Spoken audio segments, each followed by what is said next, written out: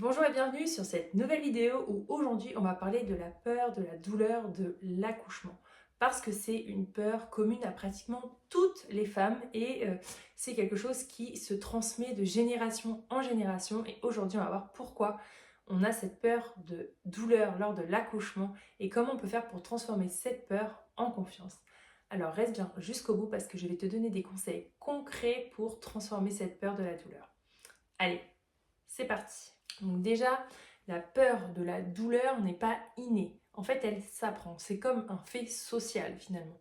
C'est transmis par les récits d'accouchement que tu peux avoir autour de toi, d'accouchements catastrophiques, dans les films où tout est urgence, tout est danger, où tu vois les femmes accoucher en criant et en se tordant de douleur, en ayant des discours de ta mère, de ta tante, de ta voisine, qui va toujours te décrire quelque chose de horrible, douloureux, insurmontable, presque inhumain.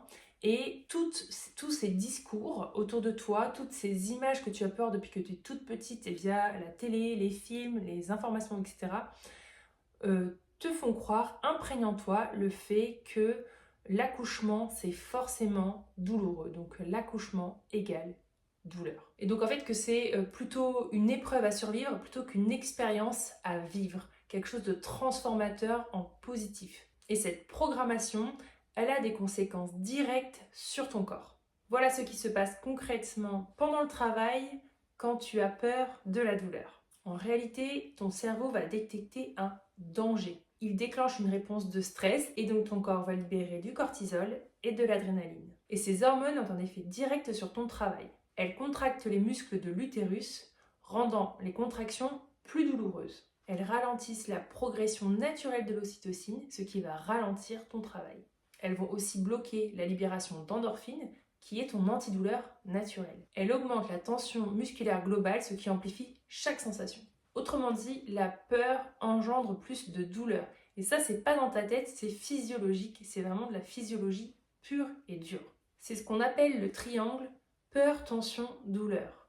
Un médecin anglais, que je mettrai le nom juste en dessous parce que j'arrive pas à le prononcer, l'a décrit dès les années 40 et il est toujours aussi pertinent aujourd'hui. Maintenant, parlons de la vraie douleur de l'accouchement, pas la douleur qu'on t'a fait croire, qu'on t'a décrite, mais vraiment celle qui se passe dans ton corps.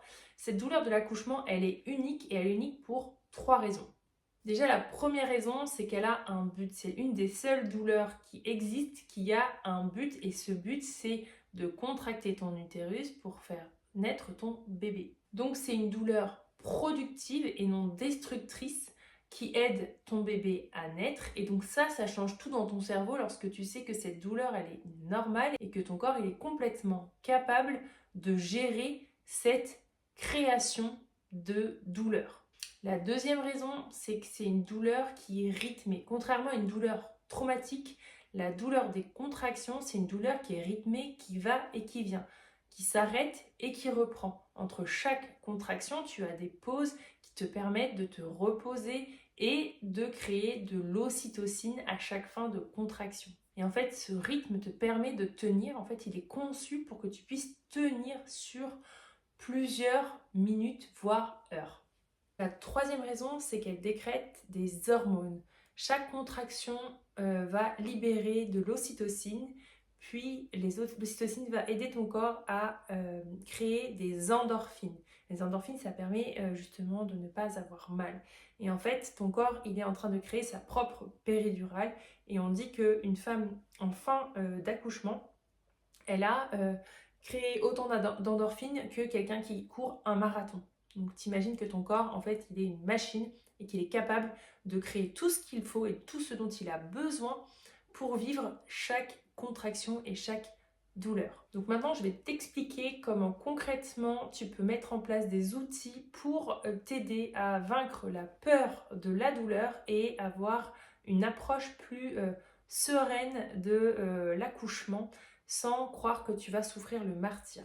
Donc déjà, en premier point, je t'invite à transformer ton mindset et à aller changer ton vocabulaire. Je t'invite à identifier tes croyances limitantes, à identifier ce qui te fait peur dans l'accouchement et aller les travailler. Et comment tu les travailles? Eh bien, c'est que progressivement de remplacer ses peurs, ses croyances par des éléments et des phrases positives comme mon corps est capable, j'ai confiance en mon bébé, j'ai confiance au processus.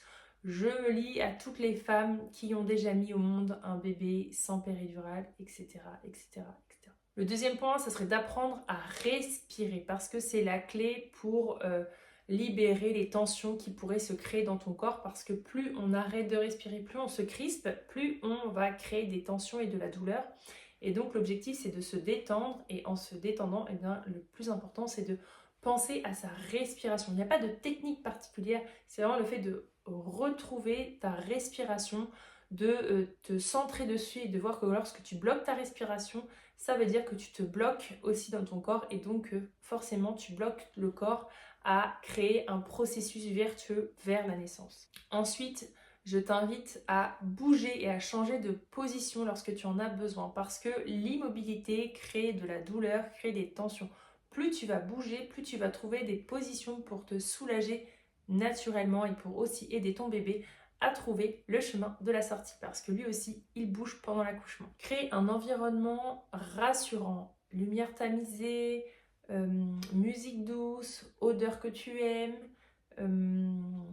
entoure-toi des personnes en qui tu as confiance et tout ce cocon-là que tu crées va aider à la production des hormones dont l'ocytocine et les endorphines, donc elles sont bénéfiques. L'environnement est bénéfique pour un accouchement sans douleur. Et enfin, le dernier point, c'est de préparer ton partenaire. S'il ne sait pas ce qui va se passer, comment ça se passe un accouchement physiologique, il ne pourra pas être le bon partenaire pour toi, en tout cas le bon coach. Il a besoin de connaître les détails de l'accouchement pour aussi être là pour te rassurer lorsque toi, tu peux perdre pied ou tu peux commencer à paniquer. Il est un peu ton coach personnel et ta pièce maîtresse dans ton accouchement. Donc en fait, la peur de l'accouchement, elle est humaine et elle est normale parce qu'elle est ancrée en nous depuis toujours.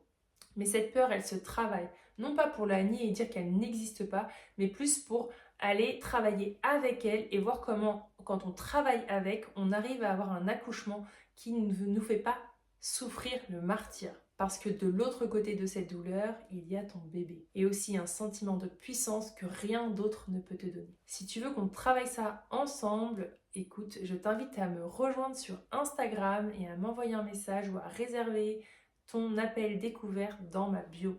Si cette vidéo t'a plu, n'hésite pas aussi à activer la petite cloche pour être alerté des autres vidéos, à commenter sous cette vidéo si tu as envie ou bien à la partager à une femme enceinte que tu connais qui en aurait besoin. N'hésite pas non plus à me suivre sur ma page YouTube et sur ma page Instagram. Prends soin de toi et à très vite.